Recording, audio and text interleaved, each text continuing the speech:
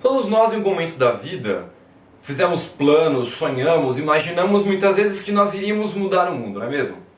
Pois é, teve um cara também lá nos anos 80 que pensou tudo isso, que tentou vivenciar algumas dessas mudanças, mas ele viu que era tudo muito difícil. Quem é esse cara? E o que ele propôs? Ele buscava uma ideologia. Inclusive, no refrão da sua música, ele dizia: ideologia, eu quero uma para viver. Já sabe de quem nós estamos falando? Pois é, vamos pensar um pouco na música desse cara, Cazuza, no programa de hoje no Geek História, que começa agora.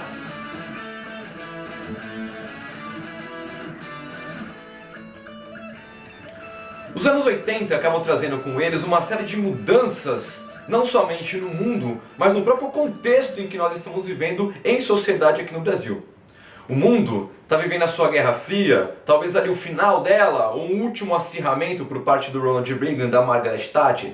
O Brasil entra a década de 80 com uma ditadura e termina a década de 80 sem essa ditadura, mas com as mudanças políticas tão desejadas sem serem realizadas. E isso frustra uma série de pessoas, dentre elas Cazuza, que iniciou a sua carreira junto com o Frejá, no Barão Vermelho, e depois ele acabou por uma série de atritos, juntamente com o Frejá e os outros integrantes da banda, ele acabou optando por uma carreira solo. Isso não desmerece de forma alguma a carreira do Cazuza, muito pelo contrário. Nessa fase em que o Cazuza começa a sua carreira solo, ele produz grandes clássicos. E talvez o maior deles, ou o que é considerado como a maior composição do Cazuza, é o álbum Ideologia. A faixa título desse álbum, composta no final de 87, que vai estourar em 88, é premiada das várias formas aqui no Brasil. O álbum ganha vários prêmios e Cazuza passa então a dividir com seus ouvintes, com os seus fãs. Ele vai dividir as suas frustrações, as suas expectativas e a sua vida pessoal através dessa música. Antes de entender o que a música Ideologia passa, é importante nós entendermos o que significa a ideologia. Nós podemos definir ideologia de uma forma bem simples, dizendo que ela é um conjunto de valores, ideias ou pensamentos de uma pessoa ou de um grupo de indivíduos. Esse pensamento normalmente vai estar ligado a ações políticas, econômicas e sociais. Karl Marx, que é um dos que vai trabalhar muito com esse conceito de ideologia, ele vai alegar que essa ideologia ela está sempre vinculada a sistemas teóricos criados pela classe dominante. E de certa forma, ele não é tão errado quando ele joga isso pra gente. Porque se formos analisar friamente as ideologias do século XX, nós vamos perceber que os regimes totalitários, o fascismo, o nazismo, o stalinismo acabam mostrando isso. O capitalismo mostra isso, o próprio comunismo é carregado de ideologias, a democracia é carregada de ideologias. Tudo aquilo que nós vivemos fazem parte ou fizeram parte de um processo de formação ideológica que passou pela cabeça de alguém. Você vai ter a ideologia nazista, por exemplo, tão forte e tão intensa, que ao final da Segunda Guerra Mundial, você tem uma série de suicídios coletivos na Alemanha. Porque os alemães optaram por se matar, inclusive alguns matando os próprios filhos envenenados, porque eles diziam que era melhor morrer, era melhor matarem os seus filhos, do que verem eles crescendo em um mundo sem o nazismo. Ideologias fortes e bem enraizadas que modificam toda a estrutura social. É isso que o Cazuza começa a tentar mostrar quando ele questiona justamente o que é a ideologia, ou como que ela se forma, ou mais ainda, como nós conseguimos viver e como nós buscamos a nossa própria ideologia. Dessa forma, quando ele traz a música Ideologia, ele propõe uma série de reflexões. Reflexões que ele próprio faz sobre si e a sua visão de mundo, e reflexões que ainda são tão atuais pelo contexto que nós vivemos no Brasil nesse momento e pelo contexto da própria história mundial. Se nós formos analisar, o Cazuza começa a jogar na sua música a ideia de um garoto que queria transformar o mundo, de que queria, transformar a estrutura social em que ele vivia, porque ele cresceu num regime de ditadura. Ele esperava que ao fim da ditadura as coisas mudassem. Mas ele percebe que a crise dos partidos políticos no Brasil não permitem essa mudança. Porque mesmo após o fim da ditadura, os partidos começam talvez ali a se formarem e a pensarem muito mais nas suas ideias e no que eles poderiam conseguir com aquelas ideias do que justamente em mudar a estrutura do país. Em trazer novas oportunidades, benefícios, melhorar a condição do povo. É uma frustração para quem cresce naquele regime e joga a sua esperança para o fim daquela fase e aquele negócio não se concretiza.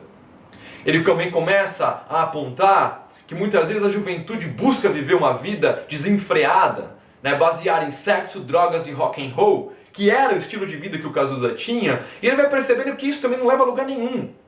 É uma reflexão sobre a sua frustração enquanto indivíduo na sociedade, mas também uma frustração de um cara que buscava preencher algum vazio, mas ele não conseguia atingir aquilo. Ele olha para os seus heróis, né, Jim Morrison, Jimi Hendrix, Janis Joplin, e todos eles, como ele diz na música, morreram de overdose. E os seus inimigos estavam agora no poder. Quem seriam esses caras? Os ídolos do Cazuza? Aquilo que ele queria passar, aquilo que ele queria viver, ele vai percebendo que aquilo tudo era talvez uma fuga da realidade, porque o sistema em que ele vivia era totalmente corrompido, destruído e não permitia com que criasse alguma expectativa em cima daquilo. Como se não bastasse tudo isso, aquele garoto que queria modificar o mundo pagou um preço por querer aquela vida de sexo, drogas e rock and roll. Ele diz que o prazer dele era risco de vida. É a primeira vez que Cazuza assume publicamente a sua doença. Cazuza contrai o vírus HIV, ele vai para os Estados Unidos tentar fazer uma série de tratamentos para ver se o negócio consegue resolver, e ele volta para o Brasil um tanto quanto frustrado, porque isso não era mais possível. Não era mais possível ele desfrutar dos prazeres que ele gostava. Ele assume que o seu estilo de vida já não levava mais a lugar nenhum. Quando ele fala na música, meu sex and drugs não tem mais nenhum rock and roll, ele está admitindo, né, que tudo aquilo que ele fazia não tinha mais graça, não tinha mais razão de ser. Era um cara completamente desiludido porque ele não encontrava uma razão para existir. Ele escreve a música buscando uma ideologia. Ele escreve a música tentando transformar a sua frustração talvez em um alerta. E ao longo do clipe vai aparecendo uma série de imagens, né, das várias ideologias vigentes no mundo. Símbolos do cristianismo, do islamismo, do judaísmo, do anarquismo, do comunismo, do capitalismo. Ele começa a jogar tudo aquilo. Ele tem a imagem construída em cima de um muro. Aquele muro que muitas vezes ele se posicionava, porque o Cazuza não era um cara de ficar em cima do muro, mas naquele momento da sua vida, fazendo uma análise de um contexto político e de um contexto pessoal, ele olha para aquilo e não sabe mais o que fazer. Talvez a frustração pelo sistema corrompido, talvez a frustração por não ter atingido muitos dos seus objetivos, talvez a frustração por não ter aproveitado a vida como ele gostaria de ter aproveitado. Mas aquele cara que queria modificar o mundo, que queria trazer novas ideias, ele não consegue mais pensar em outra forma de expressar a sua opinião. E aí chega a grande questão da música. Ideologia, eu quero uma para viver. Qual que é a ideologia de que ele está falando? Ou qual que é a razão que ele busca para viver? Essa resposta talvez ele não conseguiu dar, talvez eu não consiga dar para você, talvez você não consiga encontrá-la ainda. Mas uma coisa eu tenho certeza. O Cazuza, quando escreve a música Ideologia, ele não sabia que através daquela letra e da sua composição, ele estava direto ou indiretamente construindo uma ideologia e nos fazendo pensar no que rege o mundo. Se o sentido político que nós vivemos hoje, essa democracia, ou muitas vezes a pseudo-democracia em que vivemos, se isso é de fato a melhor ideologia. Se os sistemas religiosos que nós vivemos são de fato bons para todos nós. Se a forma como o mundo é conduzido através de um capitalismo selvagem ou através, sei lá, de um utópico comunismo, né? Porque o comunismo na prática talvez não tenha dado tanto certo, mas o capitalismo também não. Então, o que seria melhor? Qual regime seria melhor? Não sei. Talvez fique isso para nós pensarmos, para nós refletirmos sobre no que estamos apoiando a nossa vida. É uma reflexão filosófica, é uma reflexão social, aquilo que o Cazuza propõe e aquilo que nós estamos propondo. Uma reflexão para analisar se realmente o que estamos fazendo faz algum sentido ou não. E é assim que nós terminamos o Geek História, com essa reflexão. Esperamos que tenha servido para você, que você possa pensar, refletir, compartilhar o nosso vídeo, curtir a nossa página aqui no Facebook com o link ali no perfil, se inscrever no nosso canal, porque nós estamos fechando uma parceria fantástica com a Pelamore. A Pelamore produz eco bags, produz almofadas temáticas, principalmente focadas no mundo nerd. E nós estaremos sorteando uma almofada, que você vai ver agora aqui no vídeo, do Mestre Yoda, o grande Mestre Yoda, que faz parte da coleção Star Wars da Pelamore. Nós vamos divulgar isso na nossa página no Facebook, por isso que é importante você nos acompanhar por lá. A promoção começa a valer a partir de amanhã. Fique ligado e até a semana que vem. O Geek História fica por aqui. Valeu, galera! Fui!